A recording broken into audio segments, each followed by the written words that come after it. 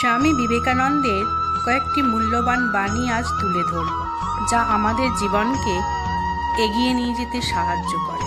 স্বামীজি বলতেন, তোমার কাজের মধ্যেই তোমার ধর্ম। যার হৃদয়ে ভয় নেই সেই সত্যিকারের মুক্ত।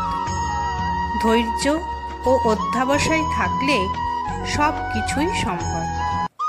অন্যের কষ্ট বোঝাই সত্যিকারের মানবতা। তিনি বলতেন যে নিজের ভাগ্য নিজে গড়ে নিতে পারে, সাফল্য তারই। স্বার্থপরতা হলো আত্মার দাসত্ব। তুমি যদি চাও তবে পৃথিবী কাঁপাতে পারো। পরনিন্দা না করে নিজেকে গড়ে তোলো।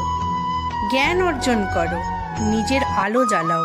স্বামীজি বলতেন, ভগবান সবসময় সাহসীদের সাহায্য করে। শুদ্ধ প্রেমই মানুষকে ঈশ্বরের কাছে নিয়ে যায়। সফলতা আসবেই যদি তোমার লক্ষ্য স্থির থাকে। প্রতিটি আত্মায় স্বয়ং ব্রহ্ম। ধর্ম মানে হচ্ছে তোমার বাস্তব জীবনের উন্নয়ন।